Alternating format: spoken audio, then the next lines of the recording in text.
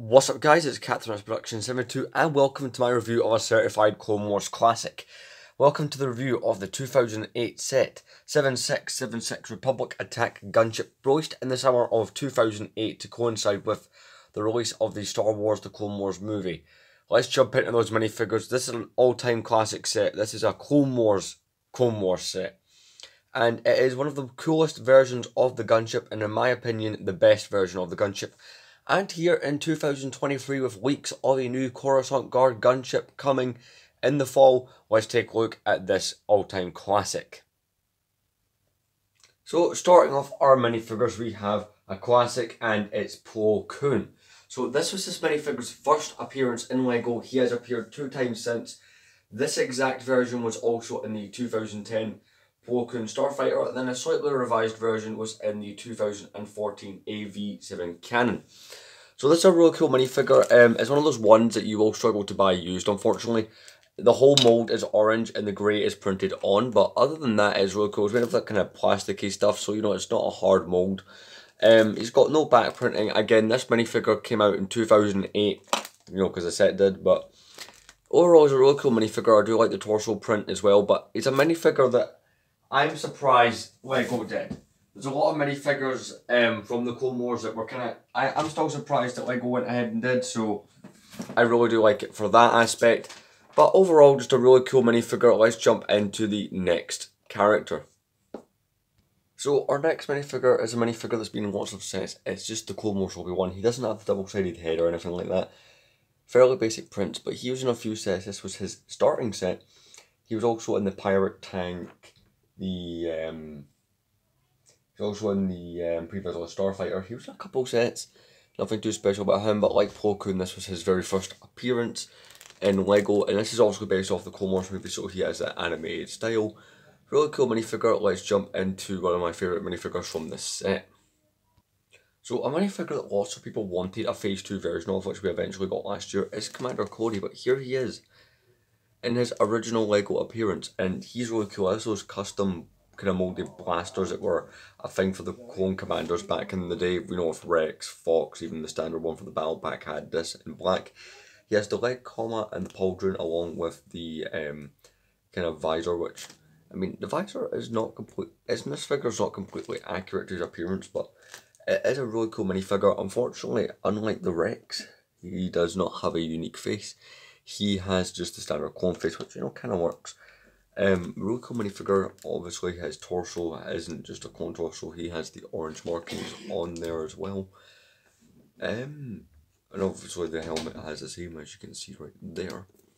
But no, pretty cool minifigure, definitely worth quite a bit of money now. Worth more than his Phase 2 version, but still pretty cool nonetheless that we got this.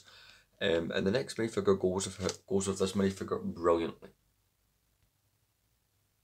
So here we have a very iconic LEGO Star Wars minifigure, the Phase 1 Clone Wars clone from 2008.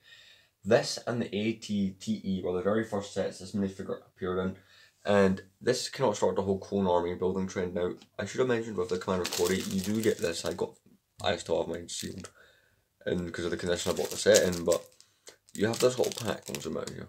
It's a little pack, and it's full of visors, antennas, all that kind of sort of thing. So you could, in theory, cut out the clones if you wanted to. So yeah, I just gave Commander Cody the visor because that's what he has. So yeah, it's a pretty cool minifigure. He obviously has the standard clone head. Nothing too special about him, but it's one of those figures. It's just brilliant to get another one of for the collection, or if you're a clone army builder. And I don't know, 15 years later, this minifigure's still a classic. Yeah, he doesn't have leg printing, but he's still a cool figure nonetheless. Now let's get into one of the coolest figures from this set.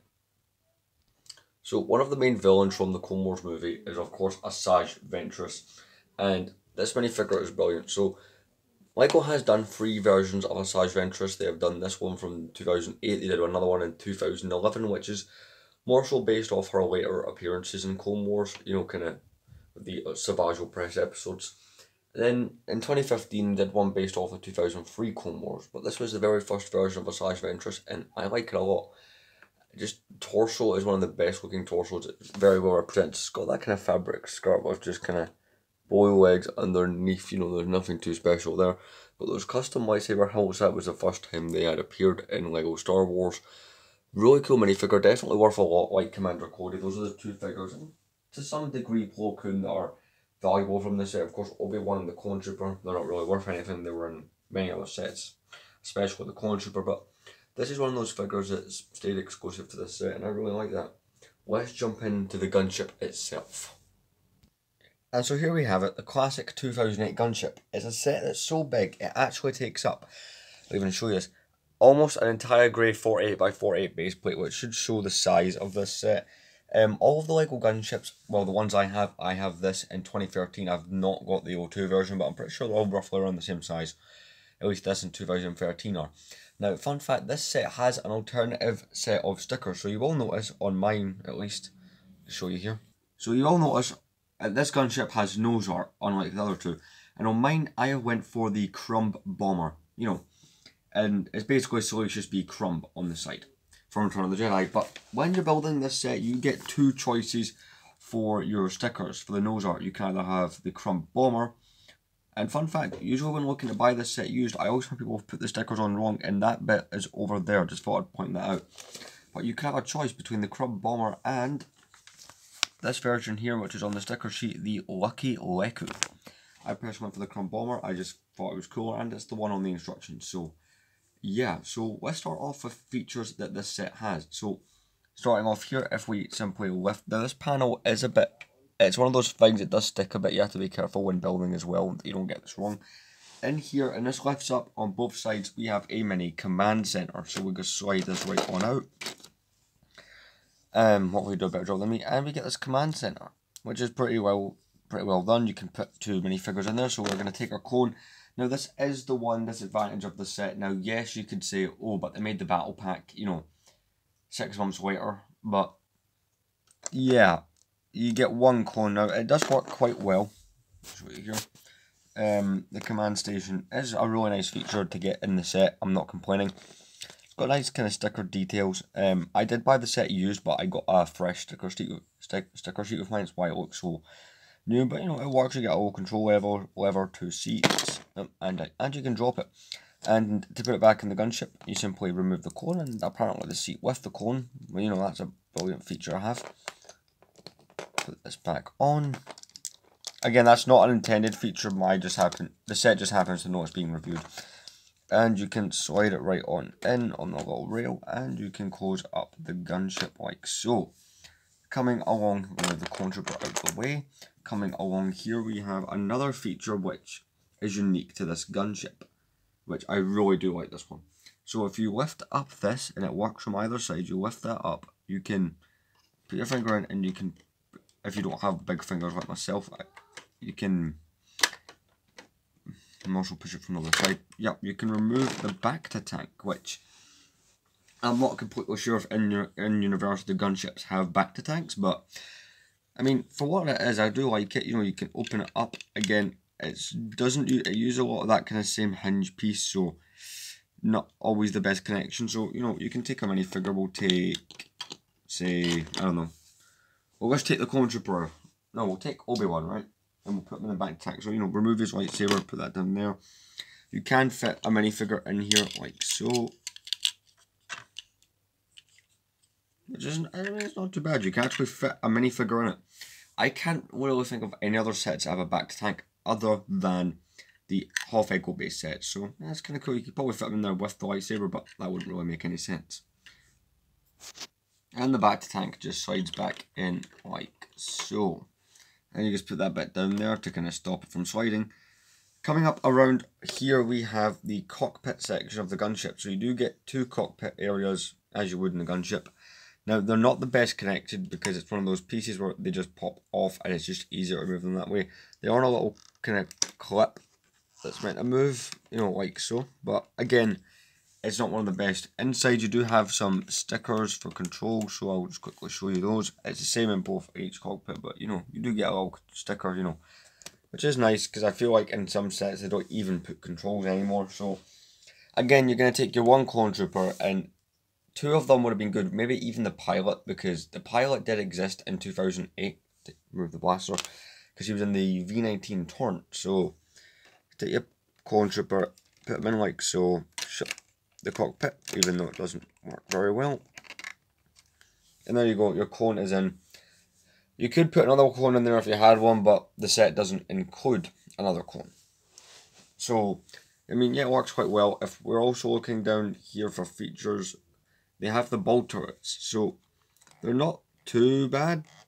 You know, they're not as well connected as the 2013 Gunship, but, you know, they work somewhat well. Coming up here, we have some more stickers. This set does have a lot of stickers on it. You know, these kind of triangles. And we've also got a Republic emblem, which is also a sticker. Coming along here, we have the coolest thing, which is also unique to this gunship, is the double sliding doors. So there's a technic bit back here that you can pull, and it slides out the doors, like so. And you will find the speeder bike, which has come dislodged when I moved the ship. Brilliant. So inside the gunship, you have some room for your minifigures and a speeder bike, as well as a blaster rack. So I suppose you could put the blaster on from the pilot. So you can fit some minifigures in here. It is not the best. Most people back in the day would have just, you know, removed those and maybe even took out the speeder bike bay and just made it all plates. But you know, you can still get some decent-ish kind of minifigures to fit in there. So we'll take Obi-Wan. I'm going to place him in there. Like so. And we'll take Commander Cody and place him in too. Again, most people will probably just fill this up with controls, but it doesn't look too bad. I mean, you could probably get another figure in there. It really just depends on the way you want to place the minifigures. But, you know, these only have studs at the back, which, I mean, it's aesthetically pleasing, but when you want to use it in a practical way, it doesn't really work all that well. And, you know, if you want the gunship to fly off, you can just, you know, shut that over. They don't move at the same time, you have to move them independently. And there you go. So coming along over here towards the wing, and again, all the features are the same on both sides. So I'm not going to, you know, go over both sides. We have this kind of ball turret, or kind of laser turret. So that is printed element on that, so that's quite good. You can take your cone out of the pilot area, because you're going to have to. And you're going to put him in the ball turret, so he can fit in there as another sticker. There you go. And there you go, he's ready to shoot. You get one of those on the other side as well, pretty good. We have another sticker detailing up here, which is one thing I would watch out for with buying this set used, is trying to buy it with a decent set of stickers. That is a near impossible task.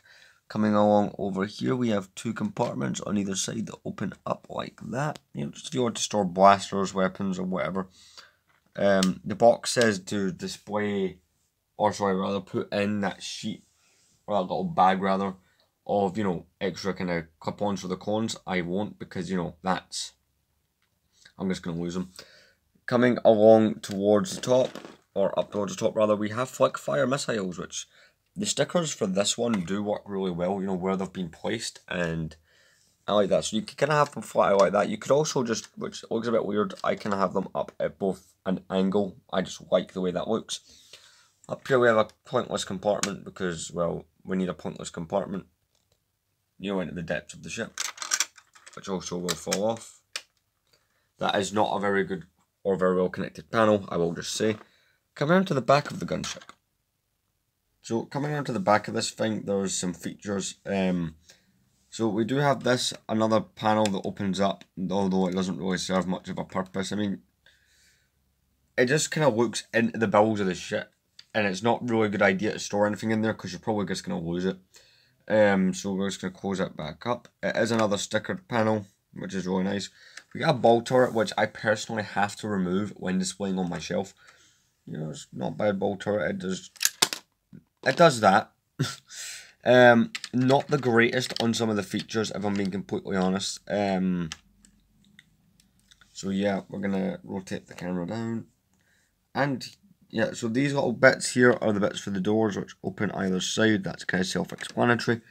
If we move this up, we can pull this down to reveal the speeder bike within. So, pretty cool. It is just essentially the Endor speeder bike that would come out a year later in the Battle for Endor, or Battle of Endor rather. But it's really cool. It doesn't work, like, as in continuity, because I'm not sure if, like, the Republic ones would have been white, not brown, but It is kind of cool. We can put Plo Koon on there. I'm just going to lose lightsaber on his hand.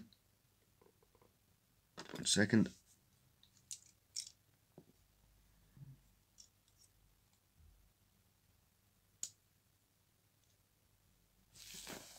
I'll admit, it doesn't always work 100% the greatest, but it is a cool feature to have on a set. You know, our speeder bike that comes out the back. Although I'm pretty sure in canon, at least you see it in the Umbara episodes, you do see ATRTs that can jump out the back, but maybe that's not possible on a set like this.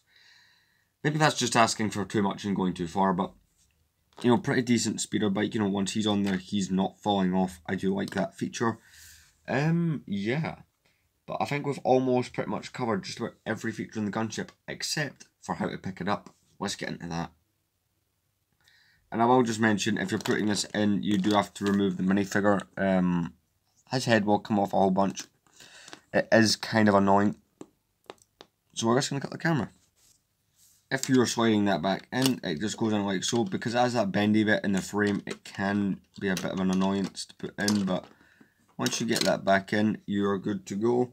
Let's see how you pick up the Republic gunship.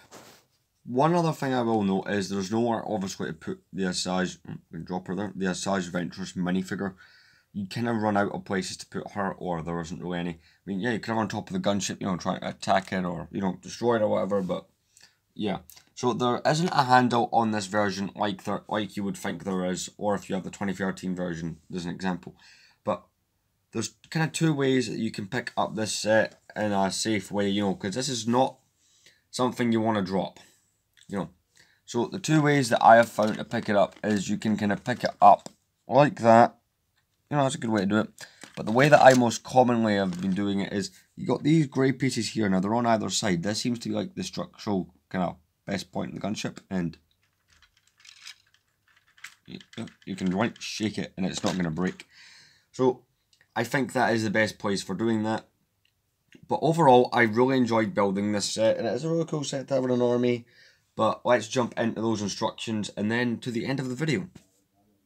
So this set does come with 2 instruction booklets. So going through the first one, this is what the box art would look like. And sadly, I did not get a box of mine. But, you know, it's more or less what the box would look like. You know, got 7676, you've got that clone trooper up the top for those Wave 1 Clone War sets, very cool. The box more or less takes place on the Battle of Teth. So, you know, just to show you some of the, you open it up like this when building. Just show you some of the steps.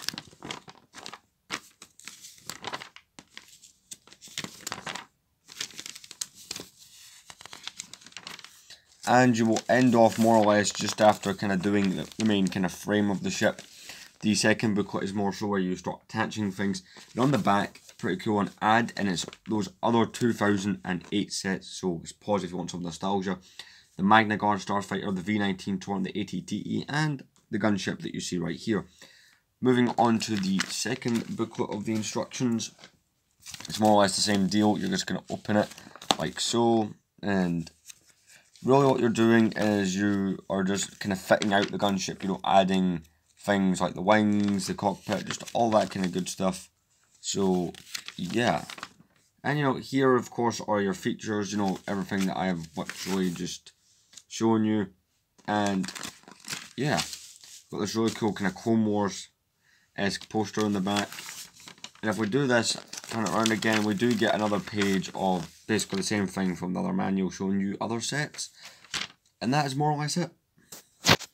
So, here we are, the end of the review. This has been a really fun set to show off, and I've enjoyed it, every bit of it. This is a classic set for Clone Wars, and for Clone Wars fans. It was one of the first Clone Wars sets as part of that wave. In fact, the very first set was Anakin's Jedi Starfighter.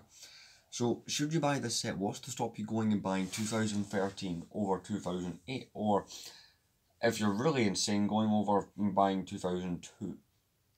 Well, this one is different from both of those in a few ways. It has the back to tank, it has the really cool nose art, which if you look into Lego kind of custom groups, you can get custom stickers, which is a video I will be doing in the near future. You know, and swapping that Crab Bomber out and showing you kind of other stuff that you can do with it. This one has the double doors. The other two have the ball turret. This one has the Clone Wars minifigure selection, although the only thing 2002 has over the other two is it has more clones. That's the one fault, is Lego, there's only 5 minifigures in it, which ironically is how many we're going to be getting in the upcoming Gunship. So yeah, you don't really get too much opposition to this Gunship, but you know, that's not such, it's not the worst thing in the world. As far as the condition when it comes to buying this, you have to be careful. It's an all white set for the most part, so yellowing is a big problem. Another thing I've noticed with these is mine was used but came with a new set of stickers that had never been applied.